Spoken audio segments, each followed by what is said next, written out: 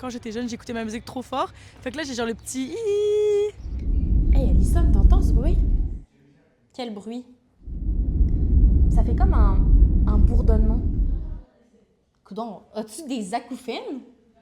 Qu'est-ce que c'est des acouphènes? Un acouphène, c'est un bruit que vous entendez sans qu'il y ait vraiment de son autour. Il n'existe pas un seul son propre à l'acouphène. La professeure titulaire en audiologie à l'Université de Montréal, Sylvie Hébert, nous en a fait écouter plusieurs. Donc ça, c'est un acouphène fréquent, là. Ça aussi, ça c'est un bruit blanc. Ça, c'est des criquets, des cigales, ça arrive souvent aussi. Ouais. Un acouphène, ça peut être temporaire, le bruit finit par disparaître, mais chez 10 à 15% de la population, c'est permanent. Mais là, j'espère que c'est pas contagieux ton affaire! L'exposition au bruit fort est l'une des causes des acouphènes, mais les maladies, les blessures ou encore les différents troubles auditifs peuvent aussi en être la cause. Toute entrave du son dans ce chemin jusqu'au cerveau peut créer un acouphène. Par exemple, si on a un bouchon de cérumen dans le canal auditif, ça peut créer un acouphène. Ce bruit est très dérangeant au quotidien.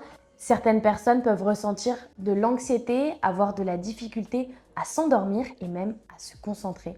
Honnêtement, Margot, rendu là, t'as juste à couper ton nerf auditif, t'entendras plus rien. Mais tu penses que c'est si facile que ça? Le fait de couper le nerf, ça peut provoquer un acouphène ou ça peut empirer l'acouphène, mais ça ne fait pas disparaître l'acouphène, ce qui nous fait penser que l'acouphène est produit par le cerveau. Les acouphènes, ça touche surtout les personnes âgées, mais les jeunes n'échappent pas à ce problème auditif. En fait, c'est 56% des jeunes entre 15 et 17 ans qui ont déjà entendu un acouphène. Et c'est surtout lié à l'écoute de la musique très forte dans des écouteurs. On est donc sortis de nos bureaux pour vous demander à quel volume vous écoutez votre musique. Je dirais que j'écoute toujours ma musique super fort. Quand j'étais jeune, j'écoutais ma musique trop fort. Fait que là, j'ai genre le petit... Je dirais plus ou moins le milieu. Avant, je mettais à fond, ouais. Parfois, ça me faisait mal aux oreilles. Vous savez qu'avant, il y avait comme une ligne au milieu qui disait de ne pas dépasser ça. Moi, ça dépasse un petit peu, là, ça dépasse.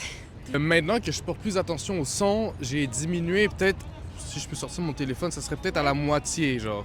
Je réalise que ouais, c'est peut-être pas normal de mettre le son au max à chaque fois pendant 1h30 par jour, à chaque séance d'entraînement, whatever. Tu sais, c'est juste, j'ai réalisé que c'est peut-être pas le meilleur move si je veux entendre d'ici 60 ans. Je trouve qu'on est quand même dans un monde qui est quand même assez genre bruyant. Surtout dans le métro ou dans des choses comme ça, il y a toujours genre du son. Genre tu veux, du coup tu t'augmentes et après ça genre tu finis par t'y habituer et tu le gardes comme ça genre. À ma job, tu vois, ils nous donnent des bouchons et tout maintenant pour le bruit parce que ça dépasse un certain nombre de décibels. La plupart des cellulaires offrent une fonctionnalité pour baisser le volume et ne pas abîmer vos oreilles. Pour vous convaincre d'utiliser cette fonctionnalité, on a un argument infaillible. Il est impossible de soigner complètement vos acouphènes. Enfin, rassurez-vous, on parle seulement des acouphènes qui sont permanents. Ils sont irréversibles. On peut avoir des prothèses auditives, mais les prothèses ne vont pas remplacer, ils vont comme pallier le problème, mais vont amplifier certaines fréquences, mais c'est jamais comme l'original. Même si on ne peut pas guérir les acouphènes, il existe plusieurs façons de les soulager. C'est donc important pour les personnes qui en souffrent d'aller consulter un professionnel de la santé pour que celui-ci leur dise quoi faire. Si vous ne voulez pas regretter votre audition, on vous suggère plusieurs bonnes habitudes à prendre. Vous pouvez limiter le volume maximal dans les réglages de vos appareils. Vous pouvez aussi utiliser des écouteurs qui réduisent le bruit ambiant, ce qui vous permet d'écouter votre musique sans monter le son trop fort. Pensez à accorder des pauses à vos oreilles, surtout après des longues périodes d'écoute. N'est-ce pas, Margot? Hein? T'as dit quoi?